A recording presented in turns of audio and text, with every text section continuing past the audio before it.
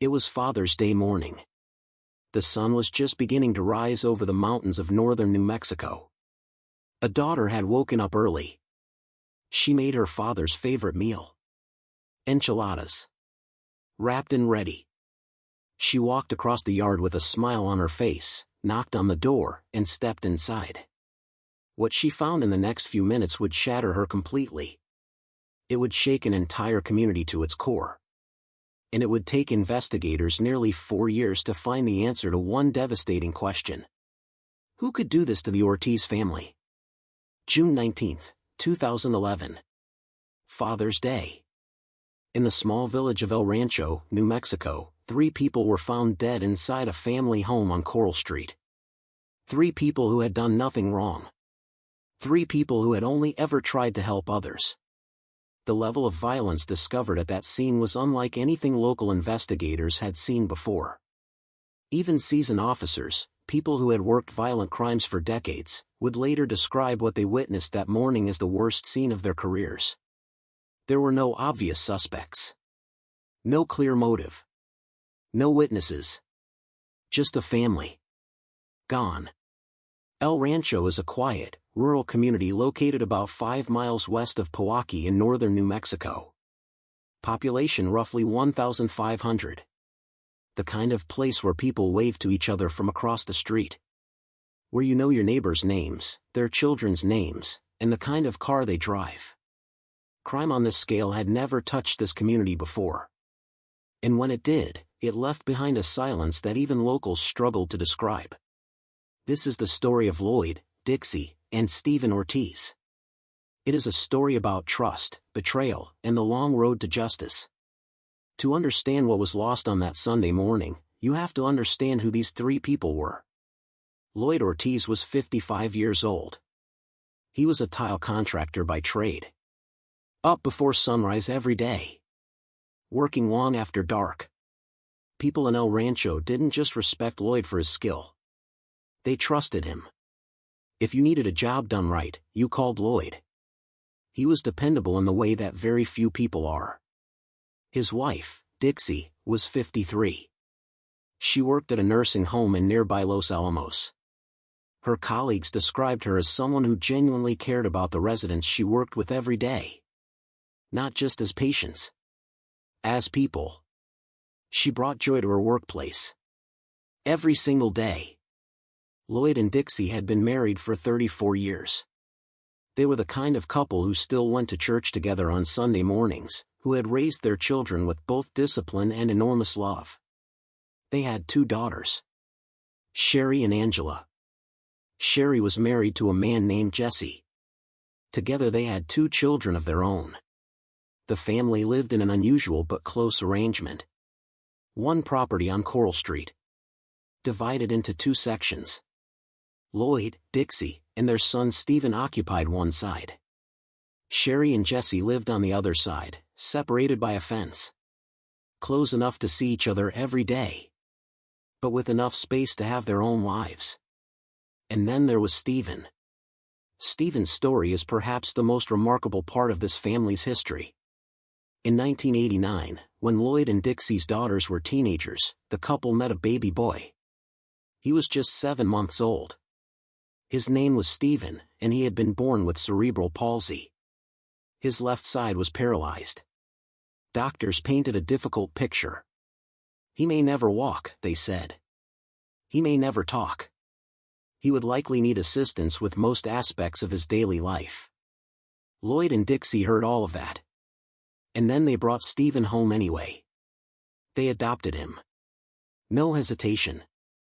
And what followed over the next 2 decades was nothing short of extraordinary. Through relentless effort, through therapies and surgeries and a kind of love that doesn't give up, Stephen defied every medical prediction made about him. He learned to walk. He learned to talk. He reached milestones that doctors said were unlikely or even impossible. By 2011, Stephen was 21 years old. He had undergone 2 brain surgeries to help manage the neurological effects of his condition. His parents had obtained a medical marijuana card on his behalf to help ease the constant, debilitating headaches he suffered. They also held a state license to grow a limited number of plants on their property specifically for his treatment. At their church, Stephen was something of a local celebrity. Their pastor recalled that whenever Stephen walked through the doors, he made it a point to greet every single person in the room. Every one of them. He was joyful, warm, adored by everyone who knew him. The Ortiz family had planned a 9-day camping trip in early July. They were looking forward to it.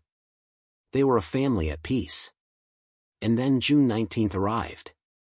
The evening before Father's Day, Sherry and her husband Jesse had spent some time at a local casino. Nothing unusual. A relaxing Saturday night. They returned home, got comfortable, and settled in to watch a movie together. Around 3 a.m, something woke them up. Their dog began barking. Jesse climbed out of bed, picked up his firearm, and carefully approached the window. Outside, in the darkness, he could make out a gray car pulling away from the property. He heard a voice. Someone calling out, telling the others to hurry up. Concerned, Jesse got into his truck and followed the vehicle for a short distance before losing it in the dark. When he came back, the couple talked it over. Probably teenagers, they thought. Maybe someone trying to steal something. Nothing seemed immediately dangerous. They went back to sleep. Several hours later, on the morning of Father's Day, Sherry woke up with something on her mind. Her father. She had made enchiladas. His favorite. She wrapped them up and walked over to the main part of the house. She knocked. No answer. She let herself in and called out for her parents. Nothing. She walked toward the master bedroom. What she found there changed her life forever. Her mother, Dixie, was still in her pajamas. She was in the bedroom. Sherry moved toward her. Tried to wake her. And then she saw it. A wound near her mother's temple. Dried blood on her face. Sherry ran. She moved through the house, searching for her father and her brother. She found them. Lloyd in the backyard. Stephen in the kitchen. She called 911. Investigators arrived on the scene that evening. What they encountered inside that home was beyond description. One detective, a man who had worked violent crime cases for many years, would later tell colleagues it was the worst crime scene he had ever been called to in his career. Dixie had suffered devastating trauma to her head. Lloyd had been struck 7 times. Injuries to both his head and his body. And Stephen, the young man who had overcome so much in his short life, had fought back. The evidence made that clear. He had not given up without a struggle. But he had been struck 17 times. He did not survive. At first, the nature of the injuries led investigators to believe firearms had been used. The damage was so severe, so catastrophic, that a gunshot seemed like the only logical explanation. But the autopsies told a different story. All 3 members of the Ortiz family had been killed with a pickaxe. A single-hand tool, swung with enormous force and with devastating intent. The realization rippled through the investigative team. This was not a random attack. This was not someone who panicked and fled. This was personal. This was rage. State police took command of the case almost immediately. It became, by their own description, the most important active investigation in their books. Investigators began methodically processing the scene. Lloyd's wallet was found on the kitchen counter, just a few feet from where Stephen had fallen. It was still full of cash. Nothing had been taken. So robbery, at least as the primary motive, seemed unlikely. There was no foreign DNA found inside the home. No fingerprints from an outsider. No trace evidence pointing to anyone outside the family circle. Either the attacker had been extraordinarily careful, or they were someone this family already knew. At the back of the property, behind a locked fence, officers discovered the marijuana plants. Angela and Sherry explained the situation clearly. Their parents had the necessary medical card and the proper license. This was entirely legal and was being done solely for Stephen's medical benefit. Still, investigators wondered. Could someone have known about the plants and broken in to steal them? Was this about the marijuana? Then they found the safe, hidden at the back of Lloyd and Dixie's closet, so well concealed that even their own daughters had no idea it existed. That changed everything. Suddenly there was a second possible motive. Someone who knew about the safe. Someone who believed there was money inside. Someone close enough to know the layout of that house. Investigators turned their attention to Jesse, Sherry's husband. He had been the one who followed the gray car that night. But his account of events had some inconsistencies. In his first telling, he said he had simply gone outside and stood there. Later, he described getting into his truck and following the car down the road. A small difference. But in a homicide investigation, small differences matter. Jesse acknowledged that he and Lloyd had disagreed on a few occasions over the years. He described the conflicts as minor and quickly resolved. But police couldn't rule anyone out yet. They searched Jesse and Sherry's side of the property thoroughly. Nothing came back forensically. And crucially, casino security footage confirmed the couple's timeline for the evening. Jesse and Sherry were cleared. Meanwhile, investigators searched the surrounding area for the weapon. And they found it. Just a short distance from the home, in a nearby field. A pickaxe. Still covered in blood. It was rushed to the crime lab. The results came back. The DNA on the weapon belonged exclusively to Lloyd, Dixie, and Stephen. No other profiles. No fingerprints. No partial prints. No trace of the person who had used it. The killer had taken precautions. Deliberate ones. The investigation had no clear suspect. No solid forensic lead. And a community that was living in fear. As weeks turned to months, investigators continued following every available lead. Tips came in. Each one was followed up. Nothing broke the case open. The gray car Jesse had seen that early morning had long since been sold and crushed at a scrapyard. Physical evidence was disappearing. And then Angela remembered something. Or rather, someone. A teenager who had been part of their lives for a while. His name was Nicholas Ortiz. He shared their surname entirely by coincidence. He was not related to the family in any way. Nicholas was 16 years old at the time of the murders. He had been a friend of Sherry's son at school and attended the same church as the family. His pastor described him as helpful and personable.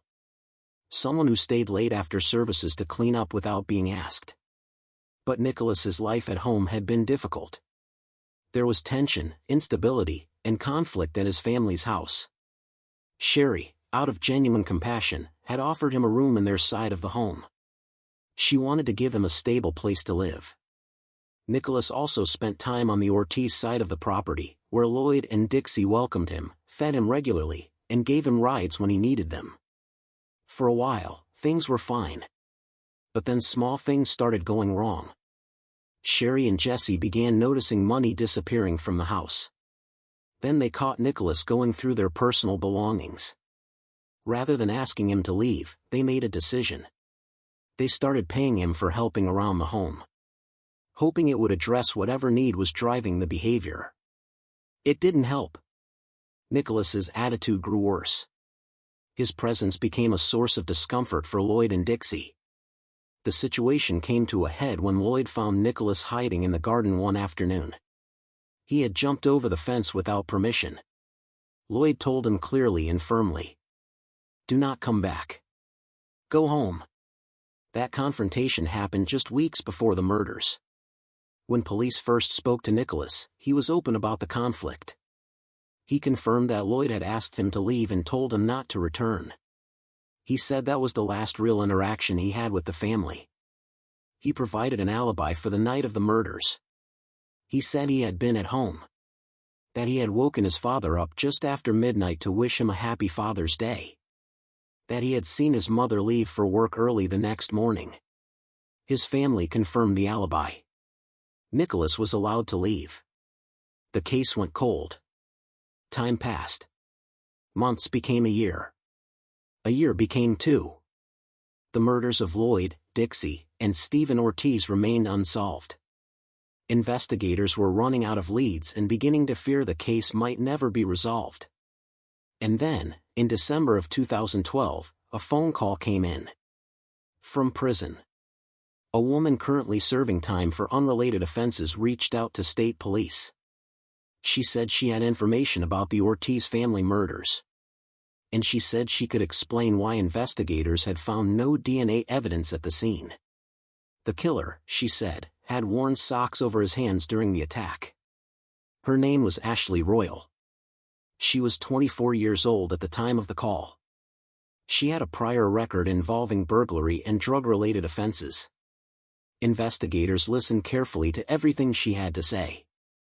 According to Ashley, on the night of June 18, 2011, she had been with two other people. Her 15-year-old cousin, a young man named Jose, and his friend Nicholas Ortiz. The three of them had been smoking marijuana together. At some point during the evening, Jose and Nicholas began talking about money. They were broke. And Nicholas, according to Ashley, claimed to know where they could get some. He told them about the safe inside the Ortiz home. He believed it contained around $20,000. He also wanted to take the marijuana plants growing in the back garden. The plan, as it developed that night, was to break in and steal everything they could find. Ashley said she drove the two boys to a road near the Ortiz property at approximately 3 in the morning. The same gray car. The same time Jesse had been startled awake. She dropped them off and drove home. But at 3:45 in the morning, her phone rang. It was Jose. He told her he couldn't go through with it. He had heard dogs barking. He could tell people inside were still awake. Nicholas had pressured him to keep going, but Jose refused. He had watched Nicholas walk up to the back door of the house and knock. Then Jose panicked. He ran and hid behind the property. A short time later, Nicholas called Ashley and told her to come and pick him up. When the two young men got back in the car, something was immediately, terribly wrong. Nicholas had blood on his trousers.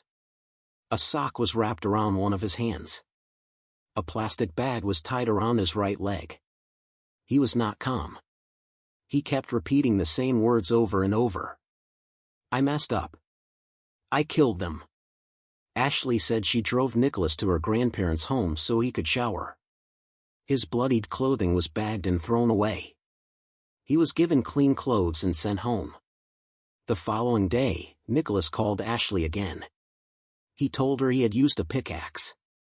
That he had killed all 3 members of the family with it. That he had thrown the weapon in a field outside the house.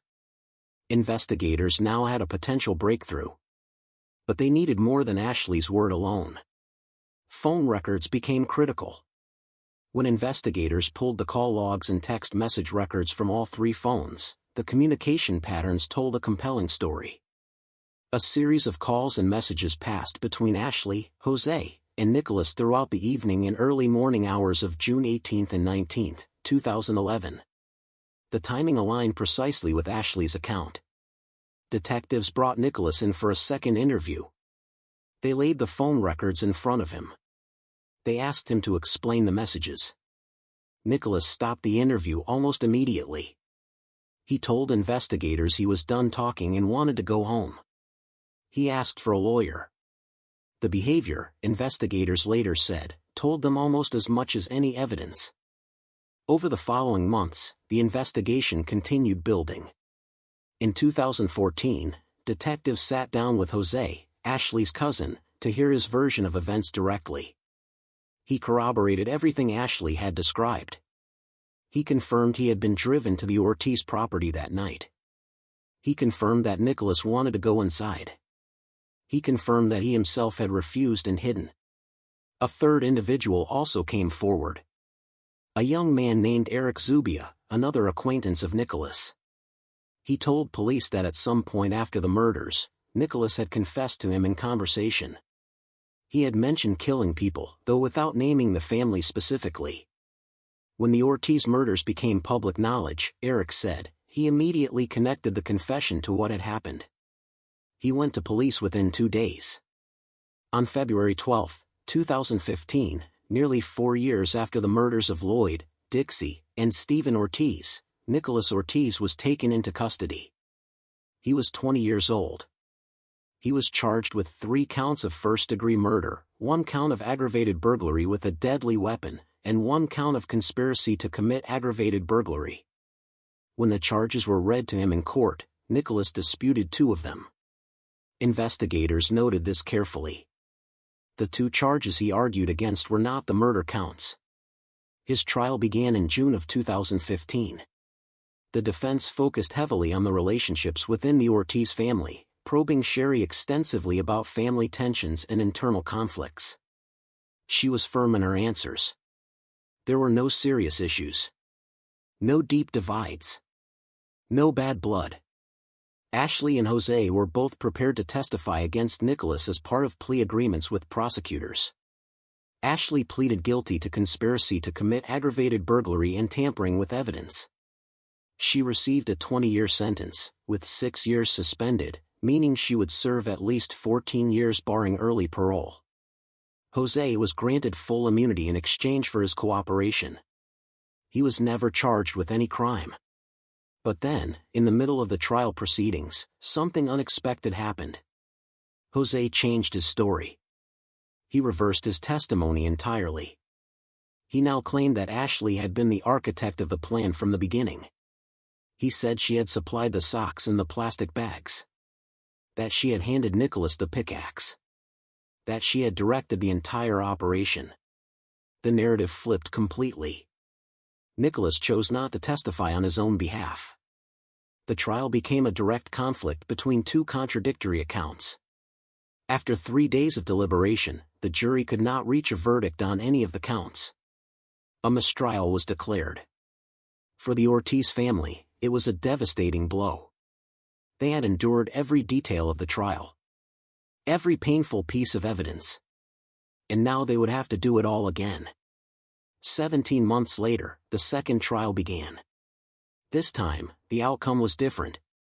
The jury deliberated and returned with verdicts on all counts. Nicholas Ortiz was found guilty.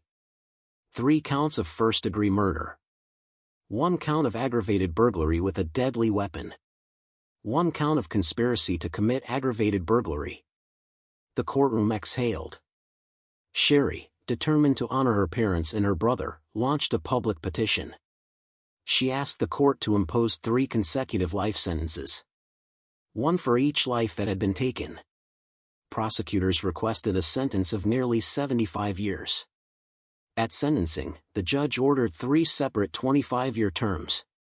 But rather than running those sentences back to back, the judge ordered them to run concurrently. All 3 at the same time. In effect, Nicholas received a single 25-year sentence for 3 murders. With credit for time already served and a requirement to complete 85% of his term, he could potentially be eligible for parole in the mid-2030s. He filed an appeal. It was denied. The family received the conviction they had fought for. But for many who followed the case, the sentence left a question that would not go away. Nicholas Ortiz is currently serving his sentence in the New Mexico corrections system. He was, by the time of his sentencing, still a relatively young man. He could, if granted parole at the earliest opportunity, be released in his early 40s. Angela and Sherry have lived with this outcome since the second trial concluded. They fought for their family. They fought for answers. They fought to ensure that the people responsible were held accountable. The community of El Rancho came together in the aftermath. Memorial services were held. Flowers covered the streets around the family home. People who had known Lloyd and Dixie for decades gathered to share stories, to grieve, and to remember. The Ortiz family had been pillars of that small community. Their absence is still felt. As for Ashley Royal, she remains subject to the terms of her sentence and plea agreement. Jose was never formally charged, a decision that drew criticism from some observers. His immunity came in exchange for testimony. Whether that trade was justified remains a point of debate. Even with a conviction secured and a sentence handed down, certain questions remain. They linger at the edges of this case, unresolved. The first concerns motive. Nicholas Ortiz had been welcomed into the Ortiz home. He had been fed, sheltered, driven around, and treated with kindness by the very people he would later kill. What drove a teenager, someone who had been shown that level of generosity, to return to that house in the middle of the night with violence on his mind? Was it purely about the money he believed was inside that safe? Was there something else? The second question concerns the safe itself. Investigators confirmed its existence. Lloyd and Dixie had kept it so well hidden that even their own daughters did not know it was there. How did Nicholas know about it? What conversations had taken place in that house that gave him that knowledge? How long had he been planning? The third question involves Jose. By his own admission, Jose was present at the scene. He was there in the early hours of that morning. He heard what was happening inside that house. And he walked away. Investigators and prosecutors chose to offer him full immunity in exchange for his cooperation. Many people who followed this case closely asked whether that was the right decision. Whether someone who was present while 3 people were being killed deserved to face no legal consequences at all. There are no easy answers to these questions. The legal system made its choices and justified them. But for Angela and Sherry, and for the community that loved this family, some dimensions of this case will never feel fully resolved. The fourth question is perhaps the most personal. Stephen Ortiz had spent his entire life overcoming obstacles that most people cannot imagine. 2 brain surgeries. Years of physical therapy. A body that fought against him every day. And yet he kept going. He kept smiling. He greeted every person he met with warmth. He was 21 years old. His life had barely begun. What might he have gone on to do? That question has no answer. It only has weight. There's a particular kind of grief that comes when something like this happens. Not just the grief of losing someone you love, but the grief of realizing the danger came from inside your own circle. Lloyd and Dixie Ortiz were not naive people. They were experienced, careful, hard-working adults who had built a life with their own hands. And yet they opened their home. They fed a struggling teenager. They drove him where he needed to go. They tried to help. And that is perhaps the part of the story that is hardest to sit with. Not the violence. Not even the investigation. But the simple fact that the Ortiz family's generosity was the very thing that gave someone access to them. Their kindness was used against them. There are families